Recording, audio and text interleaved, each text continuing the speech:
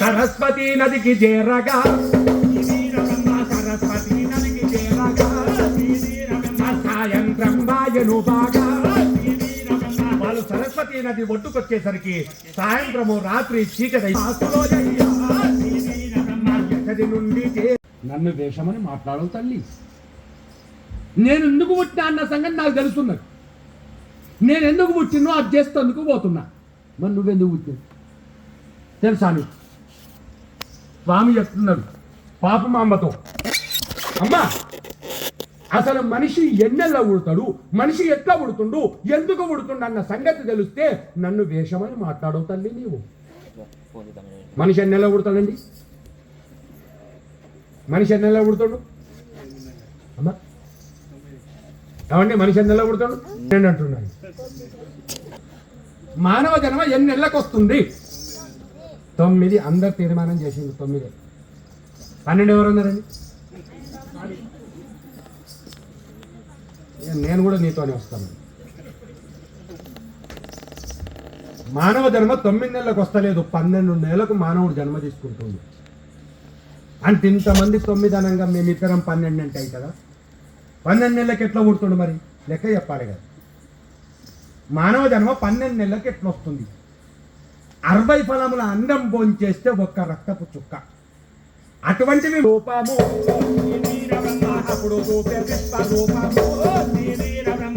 తల్లి కొనను ముదంబు తన శక్తిని తల్లికి ప్రసాదించి అప్పుడు స్వామి విశ్వరూపం చూపించాడు. ఎలా ఉంది విశ్వరూపము?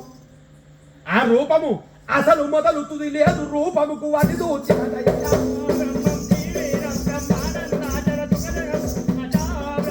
అసలు మొదలు తుది లేదు, రూపముకు అది దూచినదయ్యా.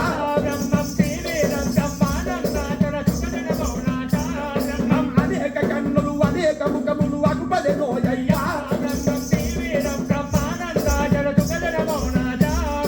కరుల ముక్కల నుండి వేగమే మంటలు కనిపించే.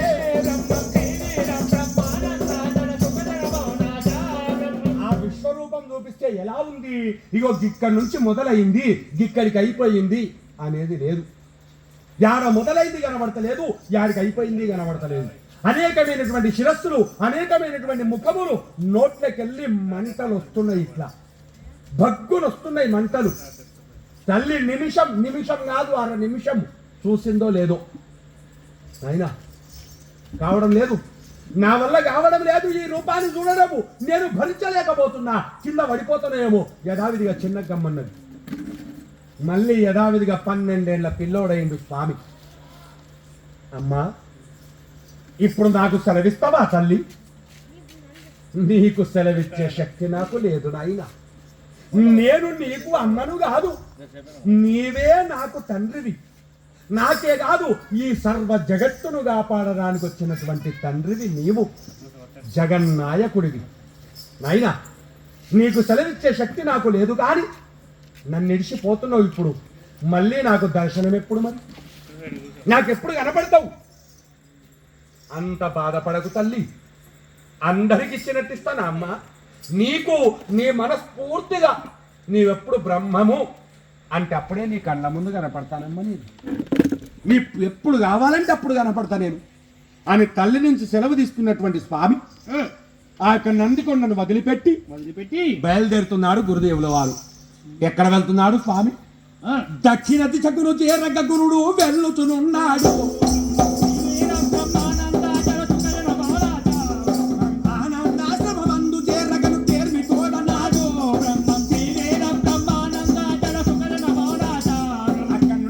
నందికొండను వదిలిపెట్టి ఆనందాశ్రమం అనేటువంటి ఒక ఆశ్రమానికి వెళ్ళిండు. ఏం చేశాడు? అక్కడ చిన్నగా పర్ణశాల వేసుకున్నాడు. ఆ పర్ణశాలలో తపస్సాచరిస్తున్నాడు స్వామి. ఇక్కడి కథ ఇలా ఉంది. ఆ దగ్గరలో ఇంకొక కథ నడుస్తుంది ఆయన. ఏమిటంటావా? కాశీ పట్టణము నందున రాజపురమందున రాజపుత్రుడు గలవు. ఒక్క నాటి దివసమునందు ఒక్క కోరిక తనమది అందు రావేట మార్గము తలబెట్టండి. రాజు సైన్యం బట్టే సర్వశార్దూల సింహముల రాజుల కనుగొట్ట రాజుల. మన యొక్క శంకరుడు వెళ్ళి కాశీ పట్టణంలో జన్మించాడు కదా. క్షత్రియుల ఇంట్లో విజయసింగ్ తిలకమాంబ గర్భవాసమందు ఆనంద భైరవరాజు అప్పటికి యుక్త వయస్కుడయ్యాడు ఆనంద భైరవరాజు. ఎంత 20, 21, 25 దాకా అనుకోరాదు. 25 సంవత్సరముల వయస్సు. మరి రాజులకు ఏం పని?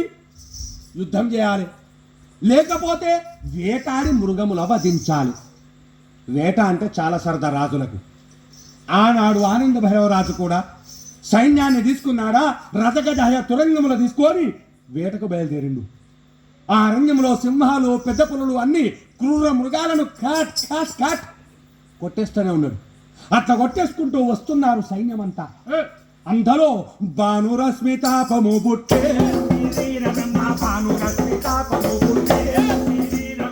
సైనికులకు దాహము కలిగే. అఘోరమైనటువంటి చైత్ర వైశాఖ మాసం ఎండలు, ఆ ఎండలో వస్తున్నారు వీళ్ళు కొట్టేసుకుంటూ.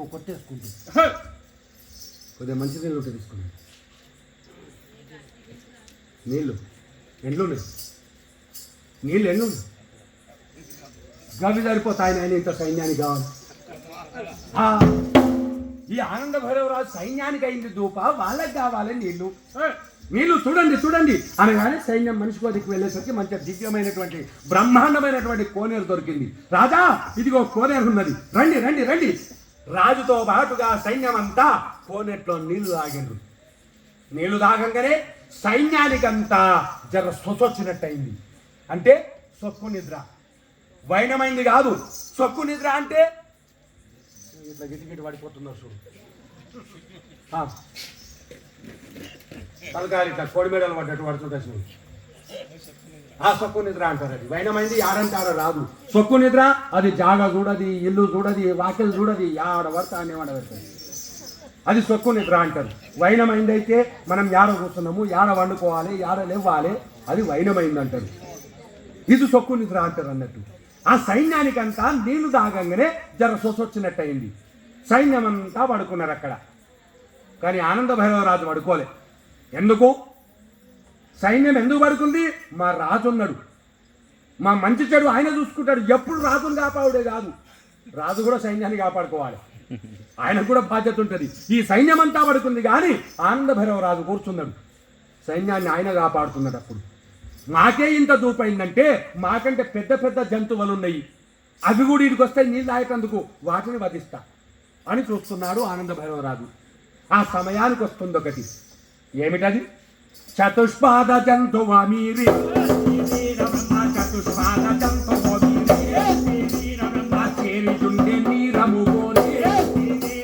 ఒక చతుష్పాదము అంటే పశువు కడుపు నిండా కసువు వేసింది, రేపో మాపో ప్రసూత అయ్యేలాగున్నది. ఆ విధంగా ఆనంద భైరవరాజును ఈ యొక్క మహానందలో ఉన్నటువంటి వారు తిట్టి కొట్టి వెల్లడిస్తున్నారు. కాసేపటికి ఒక భక్తుడు జర పక్కకు తెలుసుకున్నాడు. ఇదిగో చూడు బిడ్డ, ఈ పశువత్యలు శిశువత్యలు ఏ మహానందిలో కాదు కొడక. మహానంది అంటే పరమ పవిత్రమైనటువంటి క్షేత్రం ఇది. ఇక్కడికి మంచి మంచి పుణ్యాత్ములు ధర్మాత్ములు వస్తుంటారు. నీవిక్కడ కాదు కొడక. నీ పశువత్య పాప నివారణ కావాలంటే నేను చెప్తా, నువ్వు వాడికి పో, నీ పశువత్య పాప నివారణ అవుతుంది. ఎక్కడ? ఆనందాశ్రమముకు జనుమా, ఆనందాశ్రమముకు జనుమా, అతడ వీర గురుడు గాంచుమా. ఈ దగ్గరలోనే ఒకటి ఆనందాశ్రమం ఉన్నది బిడ్డ. నీ వాడికి పోతివా, ఈ పశువత్య పాప నివారణ అవుతుంది. ఆడికి పో. బ్రహ్మం బ్రహ్మం అనుడతోడ పయనం బాయే, అనుడతోడ పయనం బాయే, మా ఆనందాశ్రమముకు పోయే. అరుణంతలో ప్రయాణమయ్యి ఆనందాశ్రమానికి ఏరుకున్నాడు స్వామి చెంతకు. ఆనంద భైరవరాజు స్వామి తపస్సులో ఉన్నాడు. స్వామి తపస్సులో ఉన్నాడు. ఆనంద భైరవరాజు అనుకున్నాడు, ఈ స్వామిని ఏ విధంగా లేపాలి అని స్వామి చెంతకు వెళ్ళి స్వాముల వారి యొక్క పాదముల పైన శిరస్సు పెట్టి విడిచ కంటి నీటి దారాలు, విడిచ కంటి నీటి దారాలు, మా తరిచ వీర బ్రహ్మమడుగులు.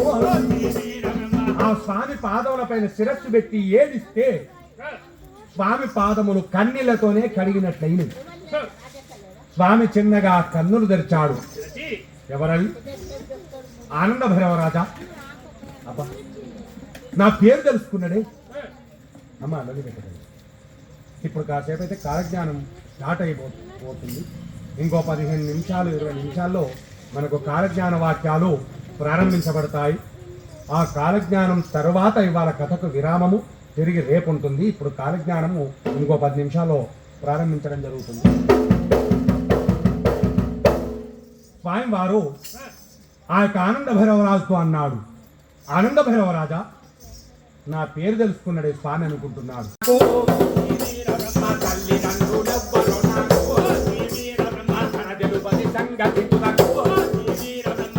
తల్లిదండ్రులు ఎవరో నాకు తెలియదమ్మా, నా ఊరేదో నాకు తెలియదు. కానీ మేము విశ్వబ్రాహ్మణమానంగా విన్న తల్లి. విశ్వబ్రాహ్మణ మరి చేస్తావా బిడ్డ? నీ కులం పని ఏమన్నా? నా కులం పని? అబ్బా, బాడిష పట్టరాదు, ముద్దు ఎక్కరాదు, కారు పట్టరాదు, కొండి కొట్టరాదు.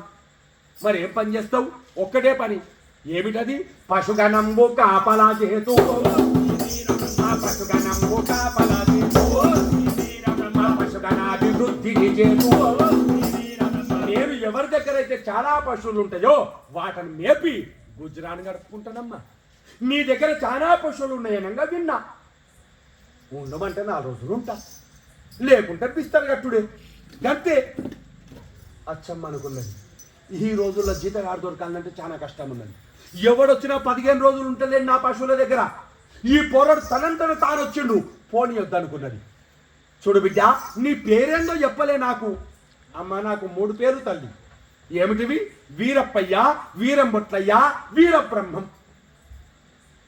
ఇవన్నీ అంటే నాకు నోరు తిరగదు బిడ్డ. నేను వీరన్న అంట పలకాలి. వీరన్న కాకపోతే బీరన్న అను తల్లి. ఎట్లా పిలిచినా సరే ప్రేమతోటి విలువు. అరే కృష్ణ అంటున్నావు, కృష్ణునికి కోపం వస్తుందా? అరే రామ అంటున్నావు, రామునికి కోపం వస్తుందా? నాకెక్కడదమ్మా కోపం. వీరన్న కాకపోతే వీరన్న అని. చూడు బిడ్డ, నువ్వు వచ్చినావు మంచిగానే వచ్చినావు. నీకు చెప్పిన వాళ్ళు ఎవరో కూడా మంచిగానే చెప్పారు. నా దగ్గర చాలా పశువులు ఉన్నాయి. కానీ నా దగ్గర ఉన్నటువంటి పశువులు 10 మంది బలిపి తెమ్మలరన్నన్ని పశువులు ఉన్నాయి. మరి నీ ఒక్కడో కాపాడతావా బిడ్డ? అదేంటమ్మా, ఆనాడు ద్వాపార యుగములో శ్రీకృష్ణుడు రేపల్లె పశువులనన్నిటినీ ఒక్కడు కాపాడిండట. ఊరంతా పశువుల కాపాడినోడు నీ ఒక్కని పశువులను నేను కాపాడనా తల్లి? పోరడు చూతామా 3 జిట్టే లేడు. ద్వాపార యుగం సంగతి చెప్తున్నాడు. అరే 10 మందికి ఇచ్చే జీతం ఒక్కరికే ఇస్తాం. అవు బిడ్డ, మరి నౌకర్ భర్తను ఏమేమంటావు? తల్లి ఆతాంజ భార్యనా బిడ్డలా? నాకెవరున్నారమ్మా? నీ దగ్గర ఉన్నన్ని రోజులు కూడు గుడ్డలు ఇచ్చినా చాలు, నా కూడు గుడ్డలు ఇచ్చినా చాలు, నేడే నా కవ్యవరాలు. నీ దగ్గర ఉన్నన్ని రోజులు ఇంత పొట్ట ఇంత బట్ట. సంగతి అంటే గట్క, తైద గట్క తాటికాయంత ముద్ద తీసుకొచ్చి జోలలో పడేసింది. పావుచరు పాలిస్తే త్రాగాడు స్వామి. చాడి పశువులను లేబట్టిండు. అచ్చమ్మ చెప్తుంది, చూడు బిడ్డ, నువ్వు పశువులను తీసుకొని దూరం పోకు. ఈ దగ్గరలో మేము ఎప్పుకొని సాయంత్రానికి ఆ జుర్రెట్లో నీళ్ళు దాపుకొని ఇంటికి తీసుకురా. దూరం పోతే రవ్వల కొండ అని పెద్ద బెలం ఉంటుంది బిడ్డ, అల్లకు పోకు. పెద్ద పులులు సింహాలు ఉంటాయి. మంచిదమ్మా పోనన్నాడు స్వామి. పశువులను తీసుకొని ఆ ఊరికి దక్షిణ దిశకుండా వెళితే పెద్ద పరుపు బండి ఉన్నది. ఈ పశువులన్నింటినీ బండ మీద పడుకోబెట్టిండు, చుట్టూ గీత పెట్టిండు. తృప్తిగా భోంచేయండి అన్నాడు. ఆ చేతి బెత్తం ఏదైతుందో అది వదిలిపెట్టిండు. అక్కడ బెత్తం తిరుగుతుంది చుట్టూ. క్రూర మృగాలు రాకుండా పశువులకు కాపలిగా ఆ బెత్తమే తిరుగుతుంది. ఆ బండ దిగి తూర్పు దిశ గట్ట దూచి దా అంటొస్తుంది. ఏమిటి? తాటి చెట్టు. అందులో నుండి తాటి మొగి కమ్మలు తీసుకున్నాడు. మళ్ళీ పో అంటే పోయింది చెట్టు. ఆ మొగి కమ్మలు అదే తాళపత్ర గ్రంథము, అదే తాటాకుల గ్రంథము. ఆ గ్రంథము సంకలో పెట్టుకున్నటువంటి స్వామి గులజారి ముల్లు తీసుకా, గులజారి ముల్లు తీసుకా, గురబంధుడు బ్రహ్మదేవిగా కొండనికి వెలములో రమేశుండు చేరేనందులో గులజారి ముళ్ళు తీసుకున్నాడు స్వామి. తెలుసు కదా గులజారి ముళ్ళు అంటే? గులజారి ముళ్ళు అంటే అయ్యా, గులజారి ముళ్ళు అంటే బలుసుకు ముళ్ళు. రాస్తే మొన పోకుండా గట్టిగా ఉండాలి. అది ఏంటంటే గులజారి ముళ్ళు అంటే బలుసుకు ముళ్ళు. అమ్మ తెలుసా గులజారి ముళ్ళు అంటే? అంటే మనిషికోట అంటే ఏదన్నా నోడు అడగకపోతాను.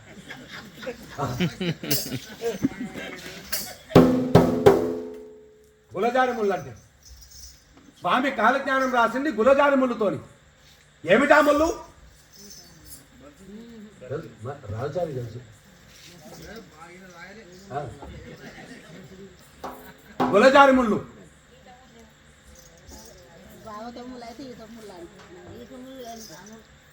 గులజారి ముళ్ళు అంటే మంగముళ్ళు కాదు, నువ్వు అన్న పలుసు ముళ్ళు కాదు, ఈత ముళ్ళు ఆయన కాదు. మరి ఏందది? అది శాగమట్ట కోసకుంటది. శాగమట్ట కోసకుంటది. అది గులజారి ముళ్ళు. ఆ ముళ్ళు తీసుకున్నాడు స్వామి.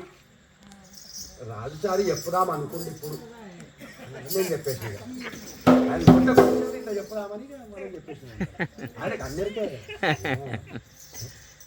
ఆ స్వామిలో వారు గులజారి ముళ్ళు తీసుకొని అచ్చమ్మ ఏ రవ్వల కొండకైతే వద్దన్నదో స్వామి అందులోకి అడుగు పెట్టిండు. చీకటిగా ఉన్నటువంటి దొన ఇటువంటి లైట్లు, కొన్ని వందల లైట్లు పెట్టి అంత వెలుతురు రాదు, అంత వెలుగు నిండుకున్నది. స్వాముల వారు ఆ దొనలోకి వెళుతుంటే పెద్ద పొల్లు సింహాలన్నీ లోపలికి నక్కి కూర్చుంటారు.